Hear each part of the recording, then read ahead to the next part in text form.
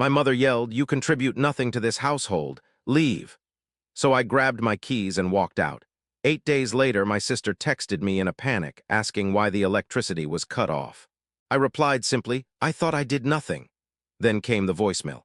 I, a 29-year-old man, never imagined a single argument could completely upend my family's dynamics. But here we are.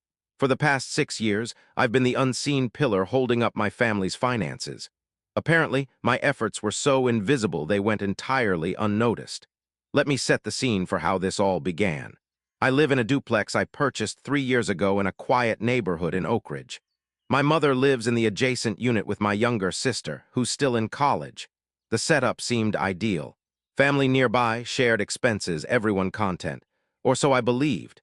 The mortgage, utilities, property taxes, insurance, groceries, internet, streaming subscriptions, my sister's tuition, my mother's medical bills, car payments. I covered it all. For 6 years, I quietly managed every financial responsibility while my mother stayed home and my sister focused on her studies. I never complained or sought recognition, just kept the funds flowing, because that's what family does, isn't it? That Tuesday evening, I came home exhausted after a double shift at work. The kitchen was a mess, dishes stacked high, takeout containers strewn everywhere. My mother was lounging on the couch, scrolling through her phone, while my sister was upstairs video chatting with friends, music blaring. I started cleaning up, as I always did, when my mother remarked that I was lazy for ordering pizza instead of cooking. Something in me broke. I suggested that if someone else occasionally handled dinner, I wouldn't need to rely on takeout after working 14 hours. What followed was an eruption I never anticipated. She screamed that I never contributed to the household, called me selfish, and accused me of coasting through life while expecting others to handle everything. The irony was overwhelming, but she wasn't finished. She labeled me ungrateful, claimed I lived there practically for free, and said I never helped with anything significant. The final blow came when she stood, pointed at the door, and shouted that I did nothing for this family and needed to leave. Her words lingered like smoke from a fire that had just burned down everything I thought I knew about my family. I stared at her, waiting for her to retract, to realize what she'd said, but she crossed her arms and glared with a look that confirmed she meant every word. So I grabbed my keys and left. That first night, I checked into a hotel in Willow Creek and sat on the bed, staring at my phone. I half expected a call, a text, something admitting she'd overreacted. Nothing came. The silence was deafening. By day 3, I'd found a short-term rental apartment across town. I contacted my bank and made some changes. If I truly did nothing for the family, they wouldn't miss my contributions, right? I canceled the auto pay on the mortgage, shut off the utilities, disconnected the internet, contacted the insurance company, and removed my mother and sister from my car insurance policy. I even called my sister's university and informed them I'd no longer cover tuition payments. Each call felt like severing a thread that held everything together. But if I was such a burden, they'd surely manage without my lazy efforts. The first few days were eerily quiet. No calls, no texts, nothing. I almost convinced myself I'd overreacted, that I should reach out and apologize. But then I recalled the venom in my mother's voice, the complete dismissal of 6 years of silent sacrifice. On day 5, I drove past the duplex. The lights were on, everything seemed normal. Maybe they'd sorted things out. Good for them. Day 8 changed everything. My phone buzzed with a text from my sister, asking why the power was off, as if it were a minor inconvenience. I stared at the message for 5 minutes, stunned by the audacity. After a week of silence, after being kicked out for supposedly doing nothing, she was reaching out because a problem needed fixing. I sent a brief reply. Thought I did nothing for the family. Then I turned off my phone. When I powered it back on hours later, there were 17 missed calls and dozens of texts. Panic had set in. My sister's messages shifted from confusion to demands for explanations, then pleas for me to call back. But nothing from my mother. The next morning brought more of the same. My sister's texts evolved from confusion to anger to desperation, asking about the mortgage, utilities, and why her tuition payment had bounced. Reality was hitting hard. I didn't respond. On day 10, my mother finally called. I let it go to voicemail. She asked me to call back, saying we needed to talk. Her tone was softer, less aggressive, but still lacked any apology or acknowledgement of what she'd said. By day 12, the messages grew more frantic. My sister mentioned having to drop classes due to the tuition issue.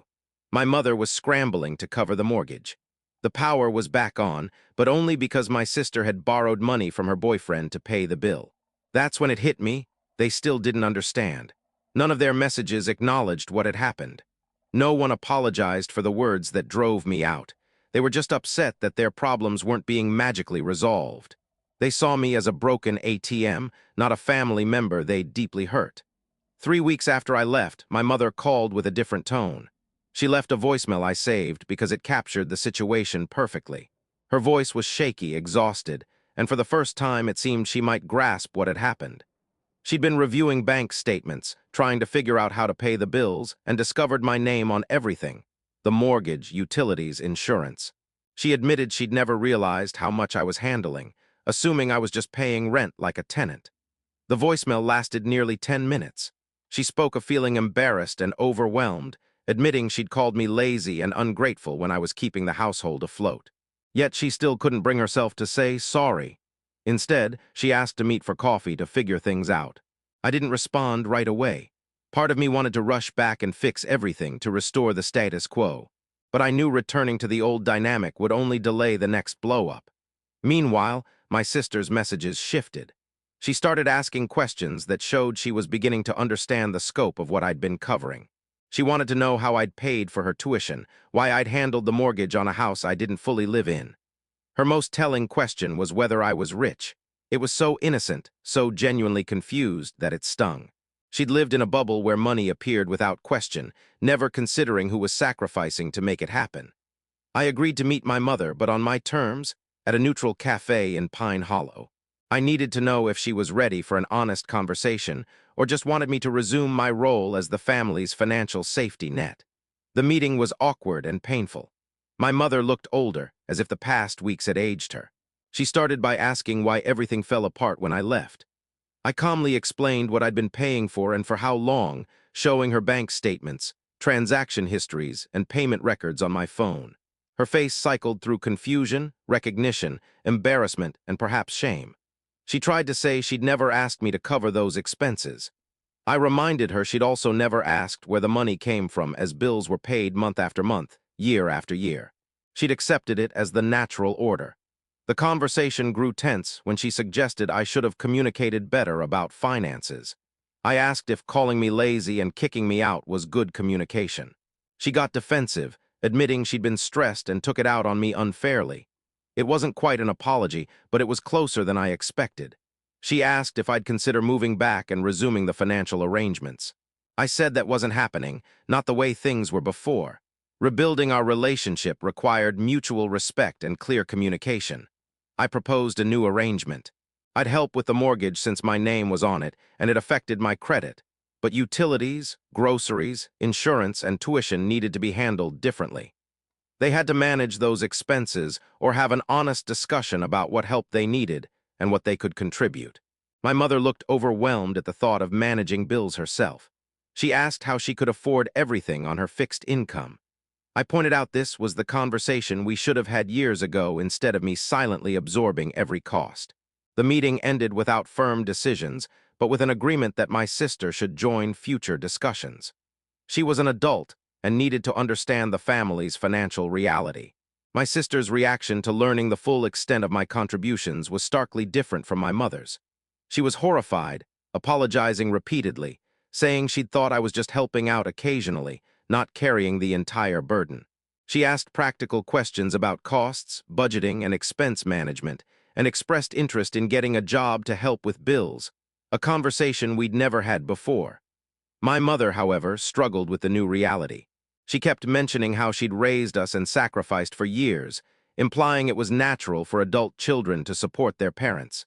She wasn't wrong, but she missed the point. The issue wasn't my financial help.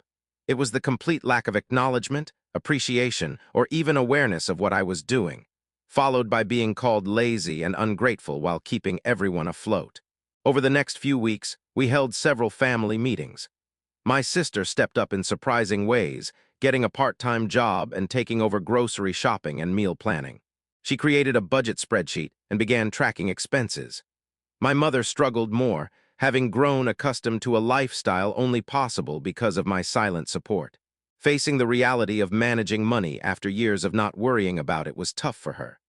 The breakthrough came when my mother finally offered a genuine apology, not just for the argument that started it all, but for taking my contributions for granted for so long. She admitted she'd grown comfortable being supported and had convinced herself I wasn't doing much because I never spoke about it. She understood why I left and why I couldn't return to the old arrangement. She asked what it would take for me to move back next door, not as the family's ATM, but as a valued family member whose contributions were recognized. It took 4 months of gradual rebuilding, but I eventually moved back. The new arrangement was entirely different. We held monthly family meetings to discuss finances, with everyone contributing what they could. Any help I provided was acknowledged and appreciated, not taken for granted. My sister finished college with student loans for her final semester, but she gained work experience and a better grasp of financial responsibility. My mother learned to budget and manage household expenses, and while she still needed some help, she no longer assumed it would magically appear. The experience taught me the importance of boundaries and communication. I'd enabled the situation by silently handling everything without discussing fairness, expectations, or appreciation. My mother had been enabled to take everything for granted because I never voiced feeling unappreciated. Sometimes, it takes losing everything to realize what you had, and sometimes, it takes walking away to teach others to value what you provided. Those 8 days away from my family were among the hardest of my life, but they were the catalyst for healthier relationships built on mutual respect rather than silent resentment. I don't regret leaving. It was the wake-up call we all needed, even though it was painful. Family isn't just about blood or living arrangements. It's about recognizing each other's contributions, communicating honestly about needs and expectations, and treating each other with the respect love demands. The voicemail from my mother, when she finally understood what she'd lost by telling me to leave, was worth every difficult moment. It wasn't just about the money.